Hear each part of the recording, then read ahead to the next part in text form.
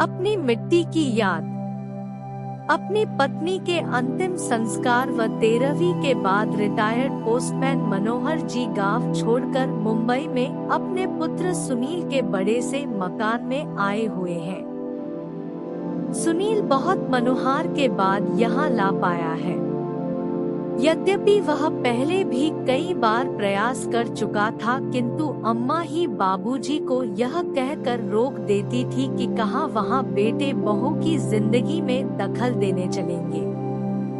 यही ठीक है, सारी जिंदगी यही गुजरी है और जो थोड़ी सी बची है उसे भी यही रहकर काट लेंगे। ठीक है ना? बस बाबूजी की इच्छा मर जाती थी, पर इस बार कोई साक्षात अवरोध नहीं था और पत्नी की स्मृतियों में बेटे के स्नेह से अधिक ताकत नहीं थी, इसलिए मनोहर जी बम्बई आ ही गए हैं। सुनील एक बड़ी कंस्ट्रक्शन कंपनी में इंजीनियर है।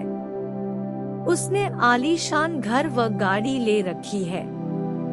घर में घुसते ही मनोहर जी ठिठक कर रुक गए। गुदगुदी मैट पर पैर रखे ही नहीं जा रहे हैं उनके। दरवाजे पर उन्हें रुका देखकर सुनील बोला, आइए बाबूजी, अंदर आ जाइए।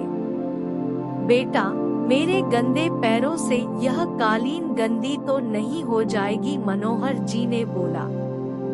बाबूजी, आप उसकी चिंता न करें। आइए यहाँ सोफे पर बैठ जाइए, ये सा सुनील ने बोला। सहमे हुए कदमों में चलते हुए मनोहर जी जैसे ही सोफे पर बैठे तो उनकी चीख निकल गई, रे रे, मर गया रे। उनके बैठते ही नरम और गुदगुदा सोफा की गद्दी अंदर तक धंस गई थी। इससे मनोहर जी चिहुक कर चीख पड़े थे। चाय पीने के बाद सुनील ने मनोहर जी से कहा, बाबूजी, आइए आपको घर दिखा दूं अपना। जरूर बेटा, चलो, मनोहर जी बोले।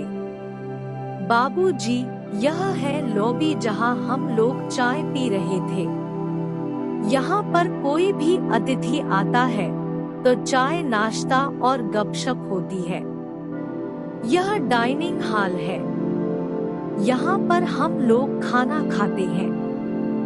बाबूजी, यह रसोई है और इसी से जुड़ा हुआ यह भंडार घर है। यहाँ रसोई से संबंधित सामग्री रखी जाती है।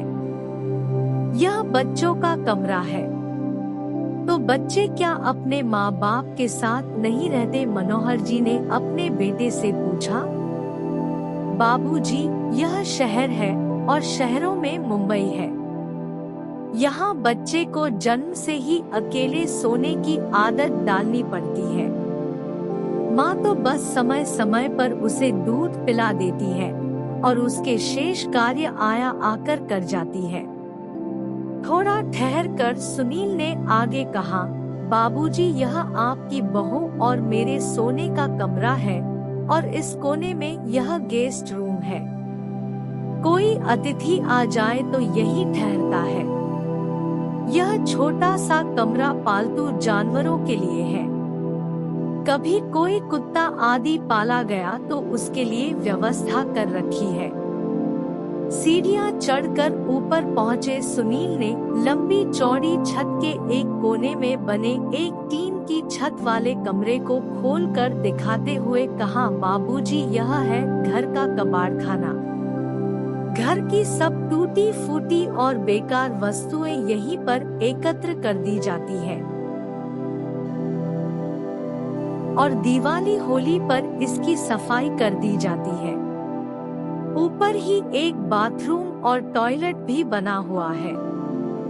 मनोहर जी ने देखा कि इसी कबाड़खाने के अंदर एक फोल्डिंग चारपाई पर बिस्तर लगा हुआ है और उसी पर उनका झोला रखा हुआ है। मनोहर जी ने पलटकर सुनील की तरफ देखा, किंतु वह उन्हें वहां अकेला छोड़ सरपट नीचे जा चुका था। मनोहर जी उस चारपाई पर बैठकर सोचने लगे कि कैसा यह घर है जहां पाले जाने वाले जानवरों के लिए अलग कमरे का विधान कर लिया जाता है, किंतु बूढ़े माँ बाप के लिए नहीं। इनके लिए तो कबाड़ का कमरा ही उचित आवास मान लिया गया है। नहीं, अभी मैं कबाड़ नहीं हुआ हूँ। सुनील की माँ की सोच बिल्कुल सही थी। मुझे यहाँ नहीं आना चाहिए था। अगली सुबह जब सुनील मनोहर जी के लिए चाय लेकर ऊपर गया तो कक्ष को खाली पाया। बाबूजी का झोला भी नहीं था वहाँ। उसने टॉयलेट व बाथरूम भी देख लिए, किंतु बाबूजी वहाँ भी नहीं थे। वह झट से उतरकर नीचे आया तो पाया कि मेन गेट खुला हुआ है। उधर मनोहर जी टिकट लेकर गांव वापसी के लिए सवेरे वाली गाड़ी में बैठ चुके थे। उन्होंने कुर्ते की जेब में हाथ डालकर देखा कि उनके अपने घर की चाबी मौजूद थी। उन्होंने उसे कसकर मुट्ठी में पकड़ लिया। चलती हुई गाड़ी में उनके चेहरे को छू रही हवा उनके इस निर्णय को और मजबूत बना रही थी। इसीलिए कहते हैं कि अपनी मिट्टी भी अपनी ही होती है। हमें उम्मीद है कि यह वीडियो आपको अच्छा लगा होगा, तो कृपया वीडियो लाइक और शेयर कर दीजिए और चैनल को सब्सक्राइब करके बेल ऑन कर दीजिए, जिससे अगली वीडियो सबसे पहले आपको मिले। धन्यवाद।